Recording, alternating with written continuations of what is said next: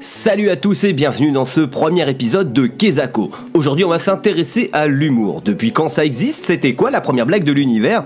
On va découvrir tout ça ensemble. Rire, c'est bon pour la santé, selon un dicton populaire. L'humour est anglais, enfin, le mot est anglais, même si ses origines ne le sont pas. Je m'explique. À la base, le mot humor désigne en latin le liquide, devenu humeur en français, un mot désignant autrefois les fluides corporels comme le sang ou la bile. En mauvaise santé, vous étiez de mauvaise humeur.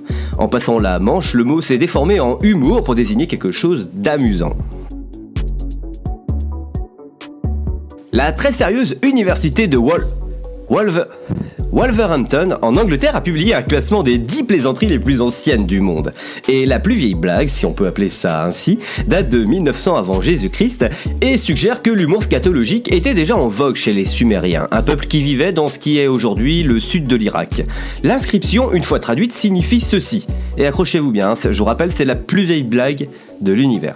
Une chose qui n'est jamais arrivée depuis des temps immémoriaux. Une jeune femme s'est retenue de péter sur les genoux de son mari. Ah, c'est marrant. En deuxième place, on retrouve une blague égyptienne qui date de 1600 avant Jésus-Christ qui évoque le pharaon Snofru. Comment divertir un pharaon qui s'ennuie? Tu fais voguer sur le Nil un bateau ayant pour toute cargaison des jeunes femmes simplement vêtues de filets de pêche et tu presses le pharaon d'aller à la pêche. Et le pharaon? Autre fait intéressant, il y a 2400 ans, les Grecs, eux, ont rédigé le premier recueil contenant pas moins de 265 blagues. Dans cette étude, on apprend aussi que la plus vieille blague anglaise a plus de 1000 ans. Qu'est-ce qui pend sur la cuisse d'un homme et aime à pénétrer dans un trou? Réponse, une clé. C'est toujours aujourd'hui la blague préférée des serruriers anglais. On remarque déjà que les plus vieilles blagues de l'histoire tournent essentiellement autour du sexe. Et c'est pas étonnant puisque c'est un sujet fédérateur, c'est-à-dire qu'il est populaire et parle à toutes les classes de la société. Je voulais partager avec vous une anecdote intéressante. Saviez-vous qu'un homme est mort de rire, littéralement? What? En moins 206, le philosophe stoïcien Chrysippe de Solès serait mort de rire à sa propre blague. En voyant un âne manger des figues destinées à un banquet, il aurait dit à sa propriétaire « Donne maintenant à cet âne un peu de vin pour faire passer les figues ». L'homme serait alors parti en fou rire incontrôlé et en serait mort. Il s'agissait vraisemblablement d'un jeu de mots entre âne et vin.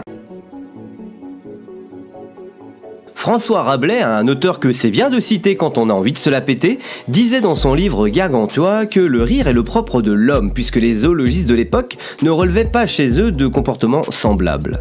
Depuis, la science a prouvé que les grands singes, les rats ou les chiens pouvaient aussi rire. On a d'ailleurs mené des études sur ces fameux grands singes. Ils poussent des cris particuliers dans des situations plaisantes ou de jeu. Ces sons ont été enregistrés et comparés au rire humain. Les émissions sonores des chimpanzés et des bonobos, nos plus proches cousins, partagent de nombreuses caractéristiques communes avec nos esclavements. Et ce n'est pas pour rien qu'on dit parfois à une personne d'arrêter ses singeries en référence à ses pitreries. Laissez-moi vous conter l'histoire de Coco. Coco l'asticot. Coco n'est pas un asticot mais une femelle gorille connue pour comprendre 2000 mots anglais et maîtriser 1000 gestes de la langue des signes américaine. En 2016, une vidéo a fait beaucoup réagir la toile.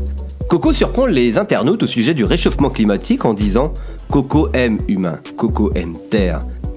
Mais homme stupide, Coco triste, Coco pleure, Coco pops, non ça c'est pas vrai, il faut sauver la planète ». C'est un beau message, mais on peut remettre en cause la véracité de la vidéo. L'ONG derrière la vidéo a reconnu que Coco ne pouvait pas comprendre le principe de réchauffement climatique. Elle a aussi déclaré « C'est avec des mots simples que nous lui avons expliqué ce qu'il se passait, mais sa réaction est vraie. » La Gorilla Foundation, qui a à la charge de Coco, a reconnu que l'animal avait été briefé sur le sujet, qu'il y avait eu un script pour la vidéo et qu'il y avait eu plusieurs prises séparées pour la réaliser. Et c'est là, mes chers amis, qu'il faut se méfier de 3 choses. En 1, le détournement. Aujourd'hui, il est facile de faire dire n'importe quoi à n'importe qui. Sans même prendre en compte Internet, n'a-t-on jamais déformé vos propos? En 2, l'anthropomorphisme, c'est-à-dire la tendance à attribuer aux animaux et aux choses des réactions humaines. Pour expliquer le concept, il n'y a qu'à voir les tableaux de C.M. Coolidge, imaginer le visage d'une voiture dans la rue ou voir les personnages des films d'animation de ces dernières années. En 3, la température de la soupe miso lorsqu'elle sort du micro-ondes.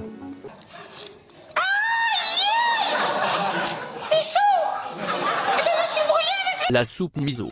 La soupe miso. Bref, si je voulais vous parler de Coco, c'est parce qu'un jour on lui a demandé de décrire ce qu'elle trouvait de dur, et elle a répondu la roche et le travail, jouant ainsi avec les mots. Dans un autre contexte, elle a aussi noué les lacets de son éducatrice, Penny Patterson, tout en lui demandant de lui courir après. Dans une vidéo avec l'incroyable Robin Williams, on peut voir Coco sourire lorsqu'elle joue avec l'acteur.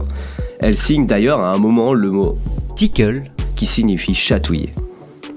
Aujourd'hui, Coco n'est plus, Robin Williams non plus, mais on peut dire qu'on a tous été attendris par ce moment. On est tous I'm in love with the Coco. Il nous reste très peu de témoins de l'humour au Moyen-Âge. Nous avons bien le fabliau, un terme picard emprunté du latin fabula, qui a donné en français le mot fable. Les fabliaux sont des petites histoires simples et amusantes écrites en vers de 8 syllabes. Très souvent issus de la tradition folklorique et mis à l'écrit de façon anonyme, les fabliaux ont pour objectif de tourner en dérision la société. Les fabliaux poussent souvent la grossièreté jusqu'au cynisme et l'obscénité. J'en ai lu plusieurs pour préparer ces vidéos et je dois dire une chose, il y a des thèmes récurrents. Le sexe, l'adultère, la scatophilie et le sexe. Oui, parce que du cul, c'est comme pour ma vidéo sur les comptines, il y en a dans tous les sens. Mais il faut les comprendre en même temps. Il n'y avait pas internet ou Netflix, ils avaient que ça pour se distraire à l'époque. Un bon nombre de fabliaux sont sérieux et moralisateurs, mais il en existe plusieurs qui ont pour but d'amuser. Je vous en résume un pour exemple pour que vous compreniez. Une jeune épouse découvre que son mari possède des bourses de couleur sombre. Inquiétée, elle décide d'en référer à l'évêque du coin pour demander le divorce. Au tribunal, celui-ci demande au mari de se justifier. Le bonhomme commence par se plaindre à son tour que sa femme lui vole son foin afin de s'essuyer le postérieur. Celle-ci, haineuse, rétorque que c'est impossible étant donné qu'elle ne s'est point essuyée depuis plus d'1 an. Victorieux, le mari fait constater à l'assemblée hilare que telle est la cause de la couleur de ses parties. Les fabliaux sont un peu l'ancêtre de la blague de beauf qui circule aujourd'hui dans les bars. Dans un autre registre, j'ai bien aimé le fabliau Es-tu là, où on joue avec un calembour basé sur l'homophonie du nom du chien Es-tu là. Deux pauvres frères orphelins envisagent un vol chez leur riche voisin. Ils s'introduisent chez lui de nuit et pendant que l'un coupe quelques choux dans le jardin, l'autre se rend à la bergerie pour choisir quelques moutons. Le grincement de la porte attire l'attention du propriétaire qui envoie son fils voir ce qu'il se passe. Le fils, qui croit que son chien nommé Es-tu là est à l'origine des bruits, l'appelle. Le frère, se croyant appelé, lui répond. Le fils, effrayé, court vers son père et lui dit que son chien lui parle. Le père sort, appelle le chien et prend à son tour la réponse du voleur pour celle du chien. Face à ce prodige, le père envoie son fils chercher le curé. Le frère, toujours occupé à couper des choux, voyant le fils arriver portant le curé sur son dos, croit qu'il s'agit de son frère revenant avec une brebis sur les épaules et propose de la poser et de l'égorger. Croyant être tombé dans un piège, le curé s'enfuit mais son habit reste coincé et il s'en va sans ses affaires. Les deux voleurs sont donc repartis cette nuit-là avec des choux, un mouton et l'habit du curé qu'ils revendirent. Au-delà des simples fabliaux, il reste quelques traces qui appartiennent au registre du conte et de la parodie. En 2018, 4 textes ont été remis en lumière par de nouvelles traductions d'Alain Corbellari, professeur de français médiéval. Le voyage de Charlemagne à Jérusalem et à Constantinople, Odigier, le boucher d'Abbeville et Troubert. On va s'intéresser à 2 de ces textes. Le voyage de Charlemagne est un texte en dialecte anglo-normand que l'on date du milieu du XIIe siècle. En voici les vers 13 à 16. La reine s'adresse à Charlemagne et dit « Mon empereur, vous pouvez bien vous vanter, mais j'en connais un qui a plus d'aisance lorsqu'il porte sa couronne entourée de ses chevaliers.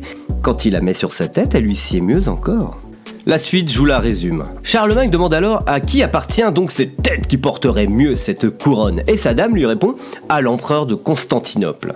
Accompagné de 12 potes comme Jésus, Charlemagne décide d'aller rendre visite à Hugon, empereur de Constantinople. Arrivés sur place, ils reçoivent un accueil impérial. Les pèlerins du jour sont ébahis par la beauté du palais dans lequel ils se trouvent. On leur sert du vin et en bon français qui se respecte, ils en boivent trop. Puis vient le moment de bravoure du texte. Un peu bourré tout de même, Charlemagne et ses compagnons se lancent dans une série de gabs. C'est un terme en ancien français qui signifierait défi ou pari. Charlemagne jure être capable de trancher un chevalier et son cheval d'un seul coup d'épée. Vous êtes vraiment à cheval sur la politesse? À cheval? Oh, c'est quoi? Qu'est-ce qu'il y a avec ces histoires de cheval là? Roland, un pote, qu'il peut faire sauter les gonds des portes du palais de Hugon simplement en soufflant dans son corps. Et Olivier, un autre pote qui n'a rien à voir avec Carglass, qu'il parviendra à faire 100 fois l'amour en une nuit à la fille de l'empereur de Constantinople. Hugon, d'humeur chafouine, n'apprécie évidemment pas les gamineries de Charlemagne et de ses acolytes, et décide alors de les prendre à leur propre jeu en les forçant à relever leurs défis sous peine de représailles. Je n'étais pas en train de te lancer un défi. Panique dans le camp français, mais par chance, ils réussissent finalement à relever tous leurs défis, sauf Olivier qui fera que 30 fois l'amour à la fille du roi. Paye l'état de ton gourdin après ça. L'empereur, impressionné, se déclare alors le vassal de Charlemagne et celui-ci rentre en France couvert de gloire. Le voyage de Charlemagne est une chanson de gestes et son personnage principal en sort grandi.